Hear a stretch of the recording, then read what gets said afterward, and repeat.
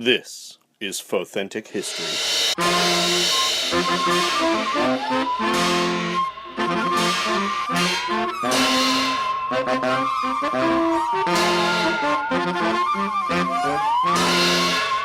Hello and welcome to the podcast. I'm Brian Young. And I'm Holly Fry. Hi, Holly. Hi. Do you like talking about the Clone Wars? I love it. It's one of my favorite periods of history. It's one of mine, too. And so we're going to talk today about the Battle of Christophsis, which was a battle, presumably during the Clone Wars. And before we do that, I thought it would be helpful if we offered everyone a little bit of context on the Clone Wars as a whole first before we dived into that specific battle. That sounds like a great plan. So, the Clone Wars were a series of battles that took place across the galaxy on a number of worlds and over the course of a number of years. The two main belligerents in the Clone Wars were the Galactic Republic and the Confederacy of Independent Systems, which was more frequently and more casually referred to as the Separatists. The Galactic Republic was led at that time by Supreme Chancellor Sheev Palpatine, and the Separatists were led by Count Dooku of Sereno, who was a former Jedi and a political idealist. Though the reasons for that split in the Republic and the reasons for war started long before the first battle, that first battle of Geonosis is widely held to be the first major skirmish in the Clone Wars, and it was the first battle to involve the Grand Army of the Republic that was almost entirely manned by clones created on the planet Kamino, trained by the mercenary bounty hunter Jango Fett for use by the Republic. When Dooku took Jedi Knight Obi-Wan Kenobi, Kenobi's Padawan Anakin Skywalker, and Senator Padme Amidala of Naboo prisoner, the Grand Army of the Republic was mobilized and engaged in battle on Geonosis against a contingent of the Separatist droid army as part of an effort to get those people back. Though Geonosis was a temporary defeat for the Confederacy, they still had plenty of other systems that they were battling for control over. And with thousands of star systems in dispute, that war spanned the galaxy. Immediately after the first battle of the war, that Battle of Geonosis, the Separatists seized control of many of the hyperspace lanes that divided the galaxy, so planets in the Outer Rim territories were difficult for the Republic to reach. Republic planets in those territories had an even more difficult time receiving aid from their government, and the Separatists used this advantage to annex many worlds of the Republic into the Confederacy of Independent Systems. And that leads us to one of these worlds, which was Christophsis. Early on in the war, the planet of Christophsis was identified by the Separatist Alliance as important. Located in the Christoph system in the Outer Rim territories, Christophsis was a planet of crystalline forests. The planet was rich in resources that the Confederacy needed, and the powerful Retail Caucus, a corporate conglomeration backing the Separatists in a bid to open new markets and deregulate their interests, moved in with their army, led by General Horm Loathsome and the force-wielding assassin Asajj Ventress. General Loathsome was a Kirkoidan, which was a species of humanoids that were blue in color with red eyes and tusks. They had long pointed craniums and short bodies. Loathsome was a general in the army of the Confederacy of Independent Systems, and he worked mainly with the droid army of the Retail Caucus. Asajj Ventress was the assassin in the employ of Count Dooku. She was a Dathomiri witch turned Sith enforcer. Ventress was a pale white humanoid with black tattoos and wielded a pair of curved lightsabers colored red. Even before this invasion, the planet was in need of relief, and Senator Bail Organa of Alderaan had organized a mercy mission to Christophsis to bring much-needed supplies to the inhabitants of the planet. No attack was anticipated, and Senator Organa and his retinue ended up trapped on the planet in the opening salvos of the battle.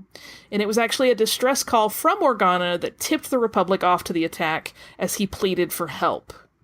Because of its strategic position in the galaxy, the Confederacy of Independent Systems, under the command of the spider-like arch Admiral Trench, they blockaded Christophsis with a flotilla of 30 ships, preventing all space traffic in and out of the planet and effectively trapping Organa from any avenue of escape.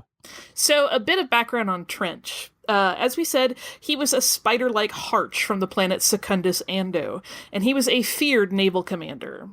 He had been presumed dead in many battles, but no one had ever quite been able to get the better of him.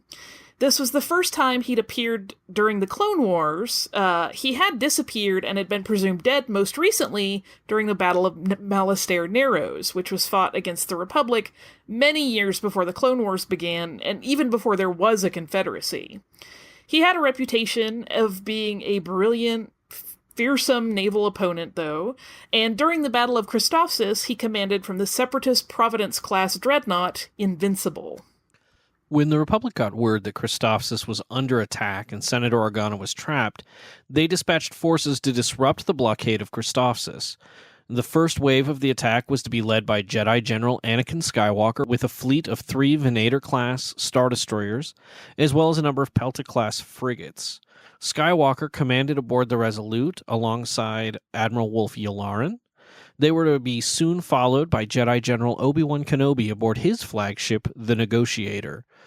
Kenobi also had in his group an experimental prototype stealth ship that plays an important part in the battle later. When Skywalker and his fleet arrived, he was surprised to find that the Separatists had a much larger force than anticipated. The Separatist fleet outnumbered them 10-1 and consisted of a hodgepodge of Separatist ships, including Munificent-class frigates and droid control ships, as well as Trench's dreadnought. And Skywalker and Yularen conferred with Kenobi about whether or not they should engage the fleet. And Kenobi actually counseled against it, but Skywalker, given the urgency of Organa's position, which was now under attack, insisted, and soon the battle over Christophsis was on. Admiral Trench's plan was to separate the supply ships from the Star Destroyers, cutting the Republic fleet into 2 separate units and forcing the supply ships to go undefended so that his blockade could destroy them more easily. And for his part, Anakin Skywalker and Admiral Yularen aboard the Resolute, they opted for a strategy that would bear straight ahead at Trench's flagship, hoping to take the lead ship head-on, but the might of the blockade was too much. Obi-Wan Kenobi suggested that Skywalker's forces retreat behind the moon so that his prototype stealth ship could be deployed. So Obi-Wan and Skywalker regrouped on the far side of the moon, and at this point, the 2 generals had a disagreement about next steps. Skywalker wanted to use the prototype ship to destroy the ships of the blockade, but Kenobi insisted that they use the ship to move forward with the planned Mercy mission, because they needed the troops and the supplies aboard it to get to the surface as quickly as possible. Reluctantly, Skywalker ended up agreeing with this plan, with Kenobi's plan. And it was at this point that Admiral Yularen, while Skywalker was getting ready to go on that mission, Yularen recognized the enemy flagship as Admiral Trench's and went to warn Skywalker because this was an opponent he'd faced. Yularen was actually there at the Battle of Malastare Narrows where Trench was presumed dead, and that battle hadn't gone well for the Republic. So with Yularen there to advise him on Admiral Trench's tactics, Skywalker cloaked the prototype, loaded with supplies for the surface, and made his way away from the moon's orbit in order to run the blockade. Trench was no fool, and he wondered why the Republic was holding back. And when no move continued to be forthcoming on their part, Trench opted to provoke an attack.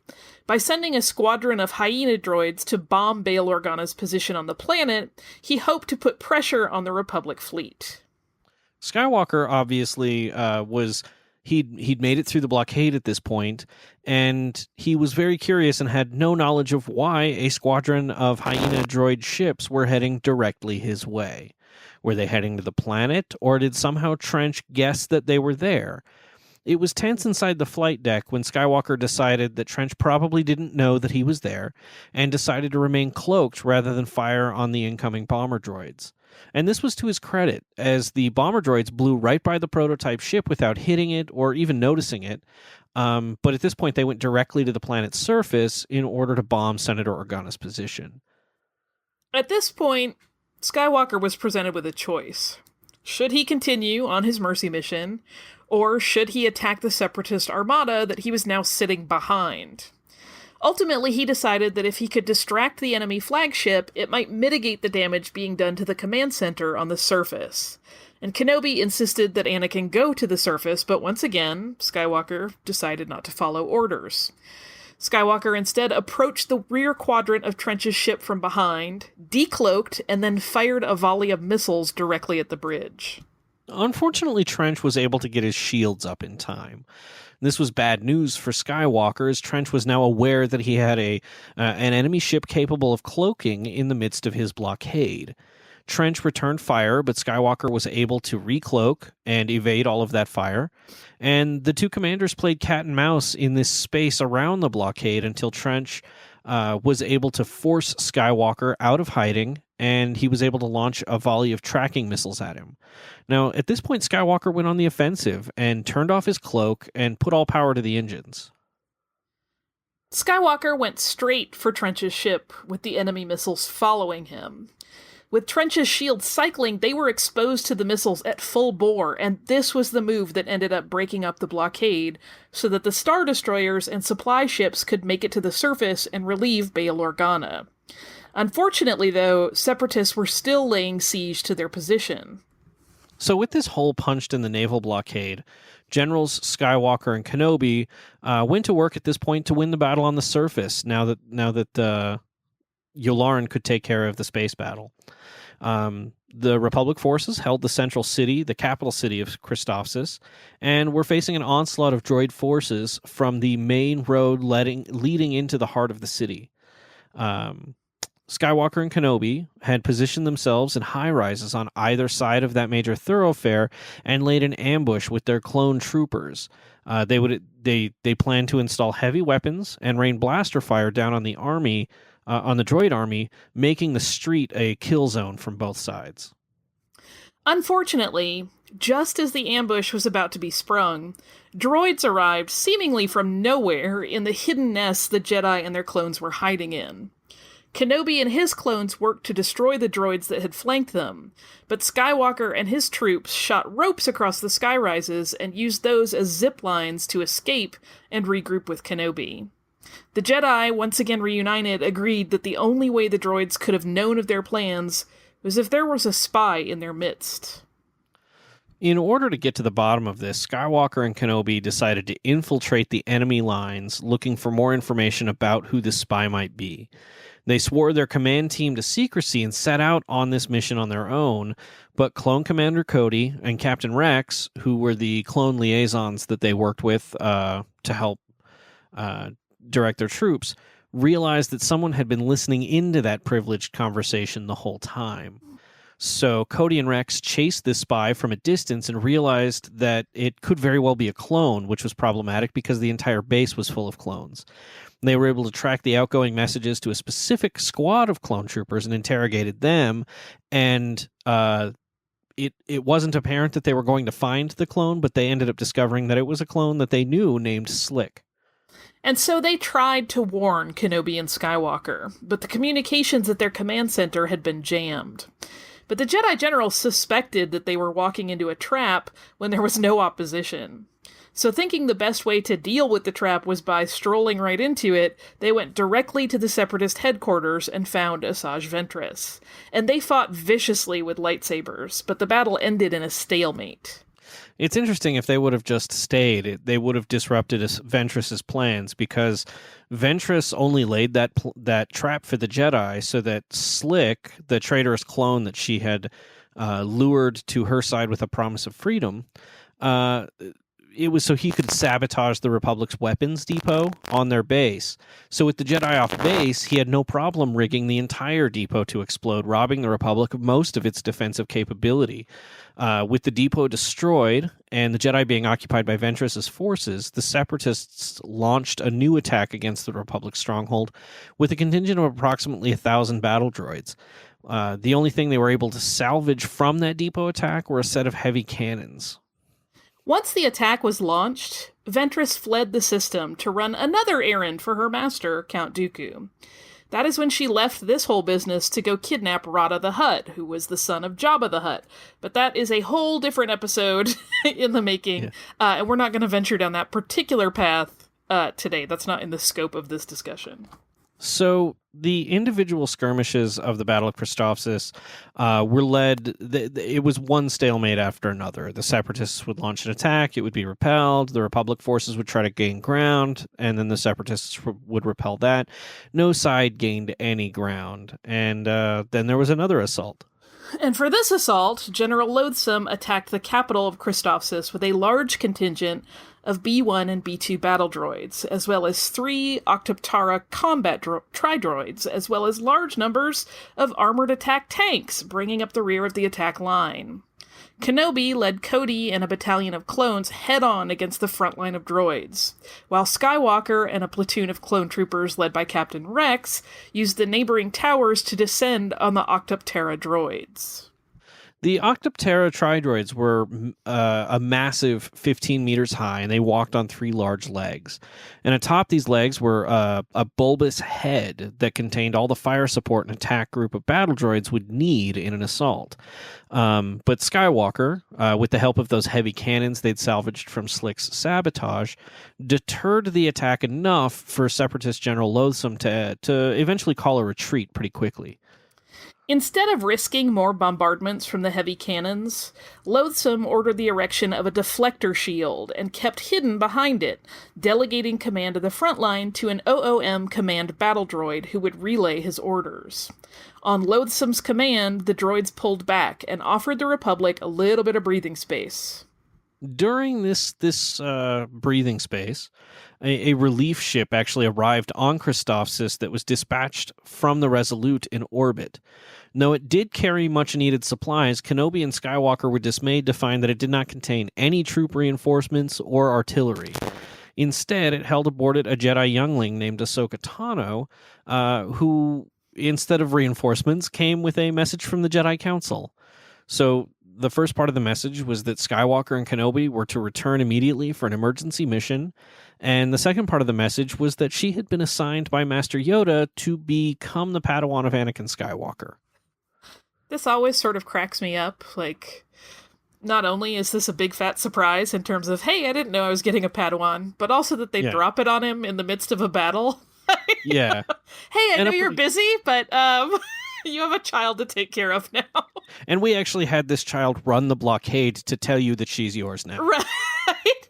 It's all a little bit, it would be a bit of an intense life shift at that point. Yeah. And meanwhile, in the sky, Admiral Yularen continued to fight off the remaining parts of the Separatist blockade, making it impossible for more troops to make it to the planet, and doubly impossible for Skywalker and Kenobi to leave for this new mission. At the point where more Munificent-class Separatist cruisers arrived, it forced Yularen and the remains of the Republic fleet to flee the system. With no naval support, no reinforcements, and no way to fulfill the orders from the Jedi Council, Kenobi and Skywalker committed to making the best of the situation. But for the Republic, this was a pretty hopeless and grim outlook. The Separatists had achieved orbital superiority, and despite the temporary rout of Loathsome's forces, they had pulled back under the protection of that energy shield and were launching another attack. The diameter of the energy shield was increased in power to keep an equal pace with the encroaching army, making the heavy cannons completely useless. That march included a contingent of battle droids, AAT tanks, and dozens of NR N99 Persuader-class tanks. The Republic opted on a split attack, so Skywalker and his brand new Padawan would infiltrate the army's ranks and disable the shield generator, while Kenobi and Rex would defend the Republic position.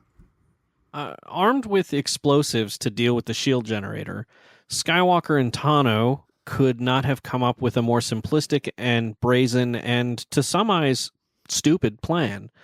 They went out to the main road where the Separatist forces were advancing. They found an empty box, which was debris left over from previous engagements, and they hid inside this box and waited for the battle droids to march right by them. And once the shield and the droids had passed them by, they continued to wear this box as they made their way to the shield generator. It's so unlike what you think of when you think of, the elegant and classy fighting styles of Jedi. It's like, let's go hide in this box and... It's very funny. Yeah. And what makes it doubly funny is that Kenobi and his clones followed a pretty similar plan. Yeah. They Like, that hid was the best they could do. like they were all like, let's hide in garbage. They hid in the debris on the battlefield until they had been swallowed by the shield. And it was at that point that Kenobi launched a charge against the Separatists. But they were definitely outgunned and outnumbered. They fought to a standstill, waiting for Skywalker and Ahsoka Tano to disable the shield. But unfortunately, that time did not come quickly enough. Kenobi found himself surrounded by a squad of B-2 battle droids, as well as dwarf spider droids, and General Loathsome's personal AAT. And things looked grim, and Kenobi ultimately surrendered to Loathsome. Kenobi lured Loathsome into negotiations for the surrender as a stalling tactic for Skywalker. And to do this, he actually refused to order his troops to stand down until these negotiations had been completed, which was confusing to Loathsome, and Loathsome was reluctant to do it, but eventually agreed. So the battle was still raging on, and Kenobi and Loathsome ended up literally sharing a pot of tea in the middle of this battlefield discussing terms of surrender, even though nothing had actually changed. Kenobi had been the only one surrounded. And while this little tea party was happening, Skywalker and Tano had made it to the shield generator, but they accidentally activated a dozen LR-57 combat droids that had been buried in the ground around the generator. So Skywalker fought off the droids while Tano set the charges. And with those charges set and the trap defeated, Skywalker and Tano ran to clear the area. As they cleared the expected blast radius, they blew the shield generator. And that was actually the same moment that Admiral Yularen had returned. So during his retreat, he'd regrouped with a sizable armada of Star Destroyers and returned to smash the Separatist blockade and provide reinforcements to retake Christophsis from the Separatists once and for all. Obi-Wan turned the tables on Loathsome, and the Republic was able to end the Battle of Christophsis once and for all. Loathsome ended up being arrested and tried for crimes against the Republic, and he spent his remaining time in the prison at the Republic Center for Military Operations. Skywalker, Kenobi, and Tano left immediately on a mission to rescue Jabba the Hutt's son, which was Ventress's secondary goal after this mission. And that was the end of their involvement with the Battle of Christophsis as well, and Christophsis remained a Republic planet through the end of the war. And that's a wrap on this particular battle, which is often underrepresented in discussions of the Clone Wars. Yeah, you hear a lot about the Battle of Geonosis. You even hear a lot about the second Battle of Geonosis. And you hear about the Battle of Coruscant, but Christophsis is one that kind of slips under the radar now and again. And it was a pretty pivotal battle early in the war. I mean, this... and it could have gone very poorly for the Republic. It came down to a confluence of factors right at the last second. Well, and you could even argue, make a case for its import in terms of just in the bigger galactic timeline. This was the point where Anakin Skywalker first took on his apprentice. And there's so much of his story that impacts the entire galaxy that almost any big moment in his life becomes really important in and of itself. Yeah. No, definitely. There's definitely a lot of really interesting things that happened there as well. I mean, this was also the battle that predicated all of the negotiations with the Hutts, and had Skywalker and Tano not teamed up here, then they wouldn't have been able to retrieve Rada, and, it would have been a much harder time for the Republic Army to make it through the galaxy. I heard a rumor that you have listener mail. I do have listener mail. And it's meta because our listener mail is about listener mail. It's true. So this message is from Time Lady Amanda. And she writes, first off, I'd like to say thank you for all the hard work you do in researching and telling of so many historic and iconic points. I enjoy listening and learning about these events during my workday on my portable device. I, however, always get sad when I hear that you didn't receive any emails that week. I've been meaning to send you one myself, but my duties have kept me busy. Luckily, today I found the time to sit down and type a message to you, too. If I may be so humble, I'd like to recommend an iconic event that I'd love to hear you two tell. And she talks about that event, and she says thank you for taking the time to read read this. Your humble listener, Time Lady Amanda. I didn't want to spoil that because there's a lot of episodes we're working on. I don't want to get too far ahead of ourselves, especially if that might happen a year from now or two, or who knows. But I want to thank you for that email. It was lovely. Yeah. And we do sometimes get email that's just very brief and is like, wow, you're neat, which doesn't really make the best listener mail segment, even though we love getting it. And we get a lot of requests as well for shows to do, which we love, and we would like to continue hearing those. But I think the stuff we're maybe looking for as far as listener mail to read on the show might be things where you or a loved one or a relative or something had actually maybe been involved in any of the events that we've talked about, or maybe you have a different perspective on it, or maybe could help us find some new bit of information about something that we had talked about previously. We'd really love to see some mail like that. But keep sending the pats on our back. We like those, and definitely keep sending ideas for shows, because we're collecting a list and we're hoping to get to all of it. Yeah. And where should people send us that email? So if you go to fauthentichistory.com and use the contact form, you can get a hold of us, and we get those emails. We respond to everyone, and we'd love to hear from you. And Fauthentic History is where you can find the show and all of the back archives. And yeah, we'd love to hear from you through Twitter as well. If you look us up at Fauthentics, and you can find us on Facebook by going just searching for Fauthentic History as well. That sounds grand. People should do all those things. Yep. Do you have anything else, Holly? I don't. Well, come and visit us. Yeah. And if you would, if it so moved you to write a review of the show wherever you listen to it, whether it's iTunes or Stitcher or wherever else, we'd really appreciate that too. Yeah, that would sound grand. Yep. Oh, we should also tell them where they can find us. Yeah, they can find us at well, why don't you tell them where they can find you first? So I'm on Twitter as Surliest Girl. And you can also find me on my day job podcast, which is Stuff You Missed in History Class, at missedinhistory.com, which will connect you to all of our social media. And you can find me at Swankmatron on Twitter, and you can find my Patreon at patreon.com/Swankmatron. And I do a Star Wars podcast with Holly, and you could listen to us there, and that's at Full of Sith. So look that up and do that. Oh, we're going to be doing a live show. Oh, yeah. I think we can talk about that. I think so, too. That's Salt Lake Comic-Con. Yeah, in September at Salt Lake Comic-Con, Holly and I are going to be doing a live show. We'd love to see you there. Should we tell them what we're doing, or just... It's your call. I don't know. Marvel Comics fans are going to be happy. That's what I'll say. I think that's fair. Okay. When they announce what we're doing, then we'll talk about it. There you go. That sounds like a great rule of thumb. So until next time. We don't do this show weekly. No. All right.